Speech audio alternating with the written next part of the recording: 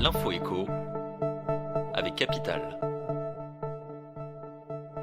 Le chiffre du jour 0,4%, c'est l'augmentation de salaire qu'auraient dû toucher Emmanuel Macron, Édouard Philippe et les ministres du gouvernement au 1er janvier 2019. Contactés par Capital, l'Élysée et Matignon ont assuré que leur rémunération resterait finalement stable, à savoir, pour le président et son premier ministre, 15 140 € bruts mensuels, qui auraient dû passer à 15 204 € avec la hausse. Les ministres restent, eux, à 10 094 € bruts par mois au lieu de 10 136 €. Cette augmentation de salaire était lié à leur statut de fonctionnaire dit hors échelle. Leur grille indiciaire devait être revalorisée de 0,3 à 0,6% au 1er janvier. À noter que les fonctionnaires profiteront bien des revalorisations au 1er janvier, de quoi compenser le gel du point d'indice qui sert à calculer leur traitement de base.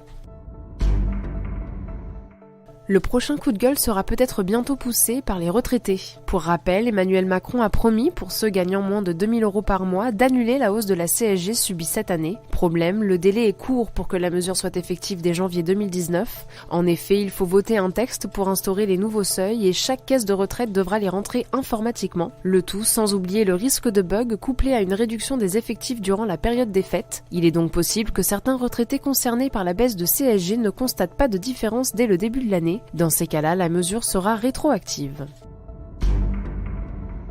L'info pratique Capital. Aujourd'hui, les 3 millions de particuliers employeurs sont soumis à une routine administrative rébarbative, déclaration sociale des heures effectuées par leurs employés, paiement des cotisations sociales, versement du salaire. Demain, l'URSSAF leur simplifie la vie. À compter de 2019, ces particuliers employeurs pourront confier l'intégralité de ce processus au centre CESU et Page Emploi grâce à un service tout en un. Dès lors, une simple déclaration des heures effectuées et du salaire à verser suffira. Le tout se fera via un formulaire qui restera pré-rempli d'un mois à l'autre afin de ne pas avoir à répéter les mêmes opérations. Une fois la déclaration validée, l'URSSAF versera son salaire à l'employé et prélèvera les cotisations sur le compte bancaire de l'employeur.